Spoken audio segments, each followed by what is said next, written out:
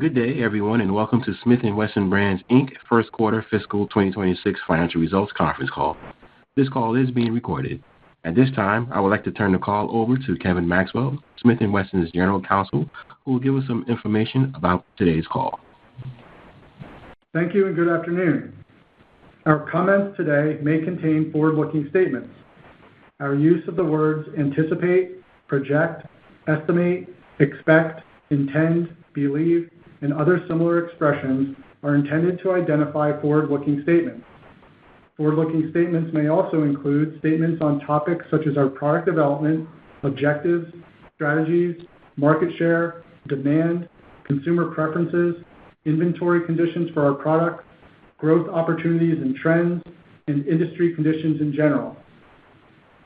Forward-looking statements represent our current judgment about the future and are subject to risks and uncertainties that could cause our actual results to differ materially from those expressed or implied by our statements today.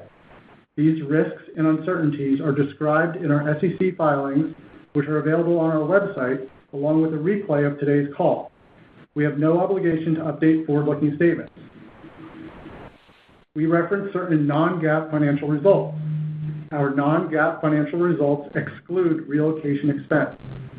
Reconciliations of GAAP financial measures to non-GAAP financial measures can be found in our SEC filings and in today's earnings press release, each of which is available on our website. Also, when we reference EPS, we are always referencing fully diluted EPS, and any reference to EBITDA is to adjusted EBITDA. Before I hand the call over to our speakers, I would like to remind you that when we discuss NICS results, we are referring to adjusted NICS, a metric by the National Shooting Sports Foundation based on FBI NICS data. Adjusted NICS removes those background checks conducted for purposes other than firearms purchases.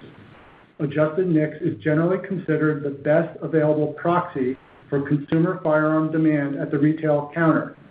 Because we transfer firearms only to law enforcement agencies and federally licensed distributors and retailers and not to end consumers, NICS generally does not directly correlate to our shipments or market share in any given time period, we believe mostly due to inventory levels in the channel. Joining us on today's call are Mark Smith, our President and CEO, and Deana McPherson, our CFO. With that, I will turn the call over to Mark. Thank you, Kevin. And thanks everyone for joining us today.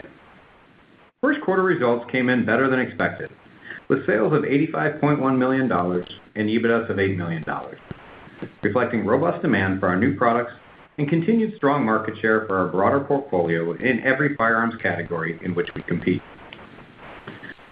Our performance during the seasonal slow period for firearms demonstrates the strength of our brand and the ongoing success of our innovation strategy. During the first quarter, our performance in handguns was exceptional, with our shipments into the sporting goods channel increasing just over 35% year-on-year versus NICS being down 2.4%. These results were driven by strength across several product lines, including Bodyguard, Shield, and M&P, showing the power of the Smith & Wesson brand supported by our incredibly passionate and loyal customers. In long guns, our shipments into the sporting goods channel were down 28.1% year-over-year versus NICS being down 7.8%. However, this reflects the divergent conditions between the shotgun and bolt-action rifle markets, where we do not play meaningfully, and the MSR and lever-action market, where we continue to maintain very strong market positions. As expected, average selling prices trended lower in the first quarter, declining 6.1% sequentially.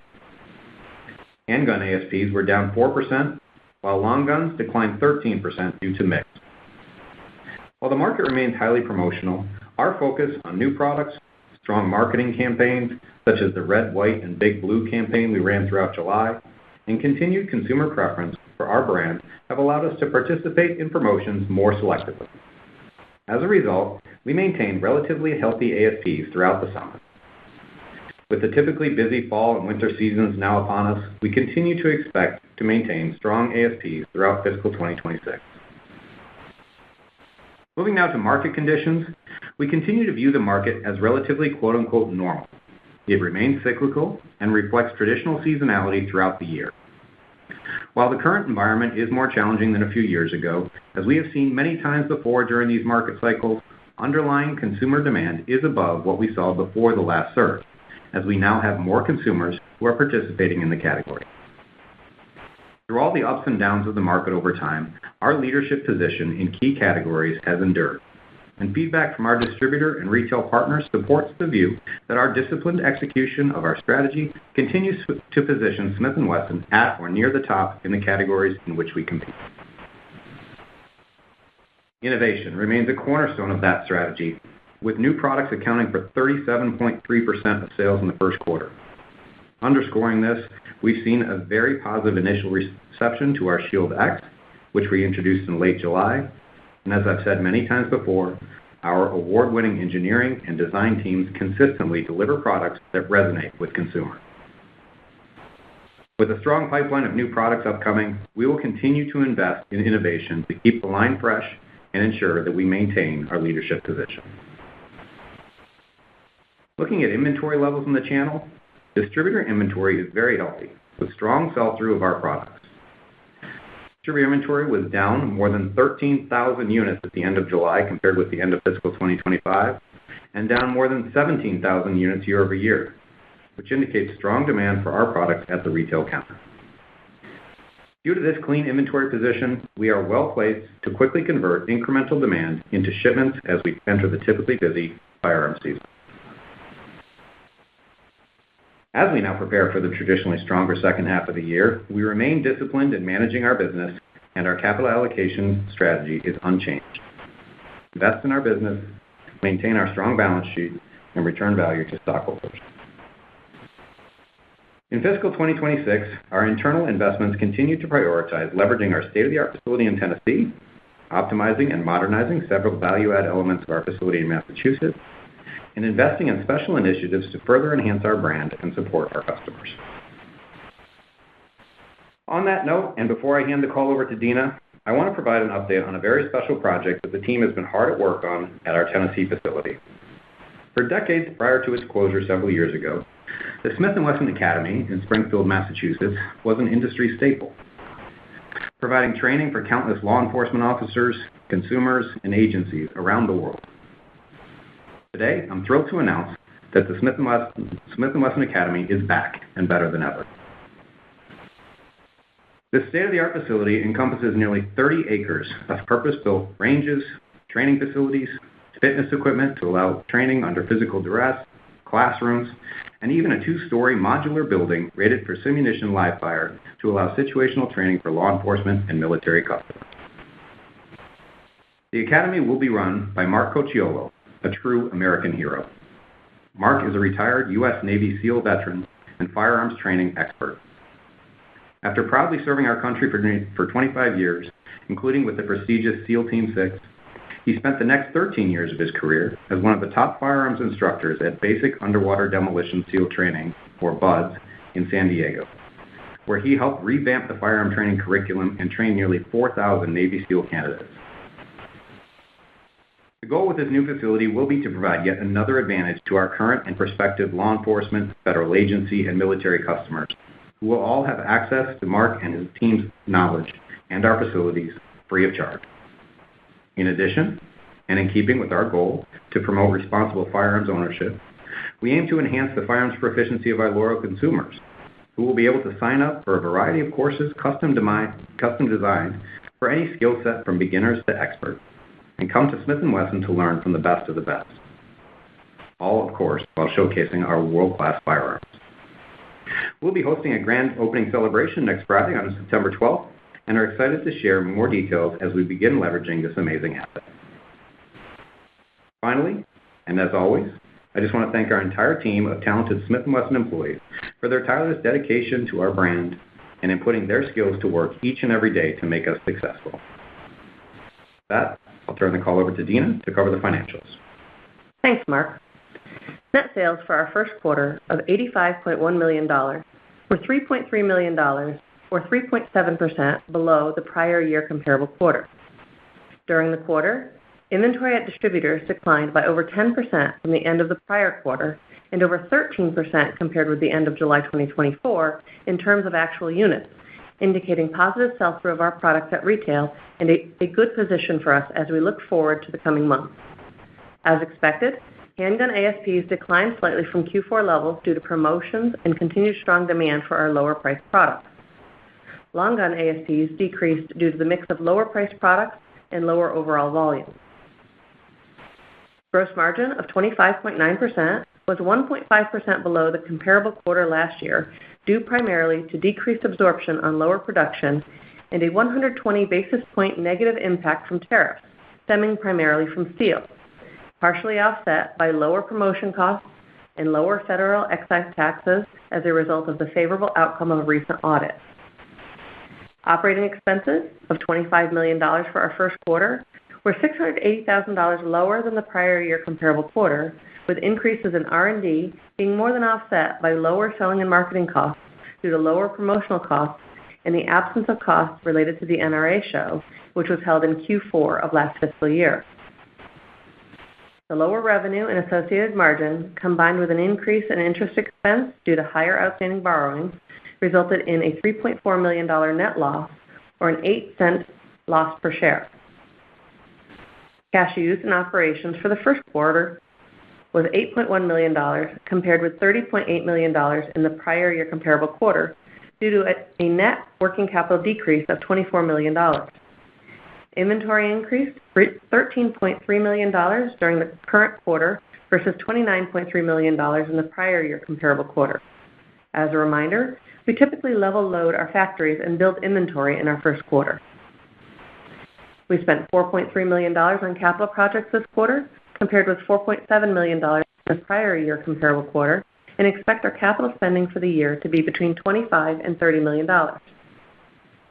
We paid $5.9 million in dividends and ended the quarter with $21 million in cash and investments and $95 million in borrowings on our line of credit.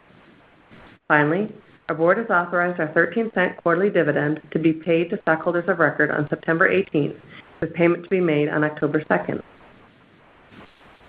Looking forward to our second quarter, we expect a normal seasonal environment, causing our second fiscal quarter sales to grow significantly over the first quarter and to land roughly at 3 to 5% below our Q2 fiscal 2025. With channel inventory at healthy levels, we don't expect inventory to have an impact, positively or negatively, on our second quarter.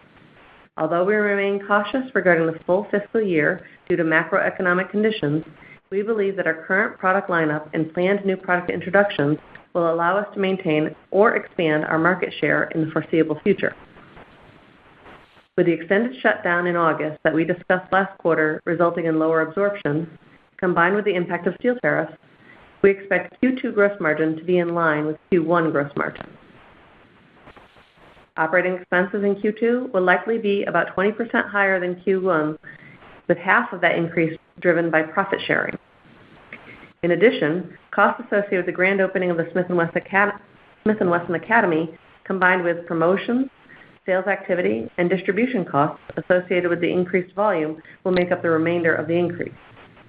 Our effective tax rate is expected to be approximately 33%. With that, operator, can we please open the call to questions from our analysts? Thank you. We will now be conducting a question-and-answer session. If you would like to ask a question, please press star 1 on your telephone keypad. A confirmation tone will indicate your line is in the question queue. You may press star 2 to remove yourself from the queue. For participants using speaker equipment, it may be necessary to pick up the handset before pressing the star keys. One moment, please, while we poll for questions.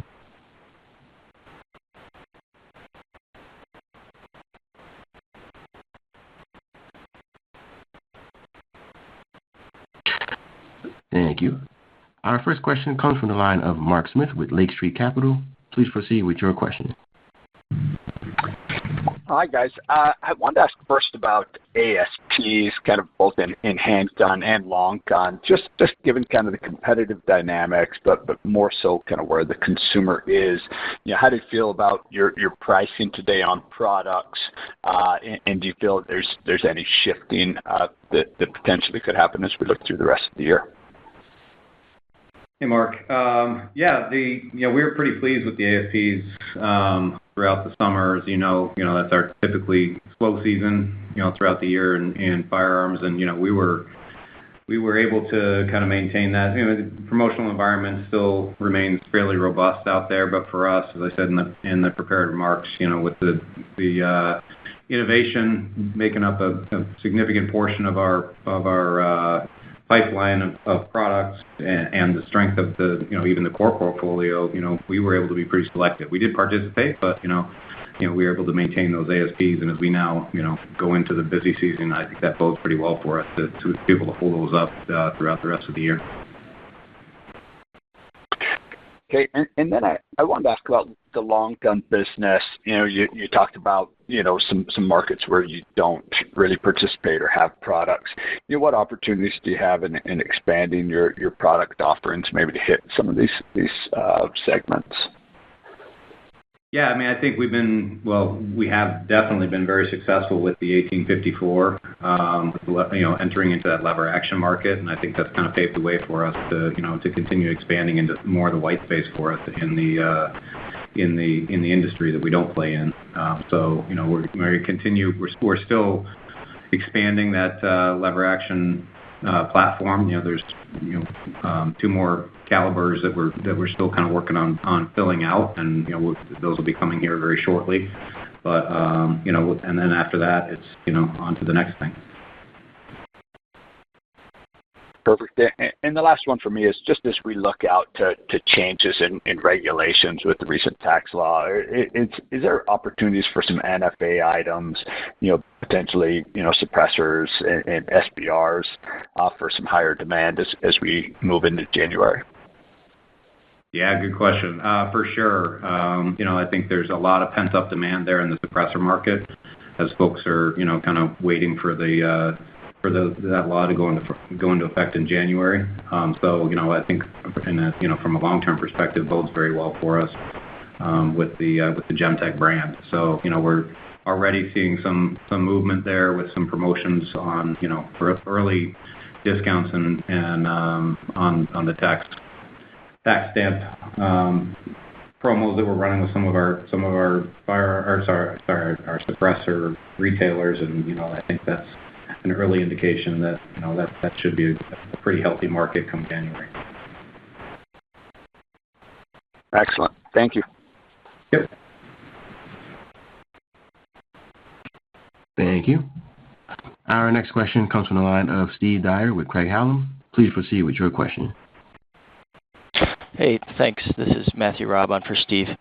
Just want to hone in on the legacy products. On my math, legacy products were actually up very slightly year over year in the quarter. I guess, two sort of questions there.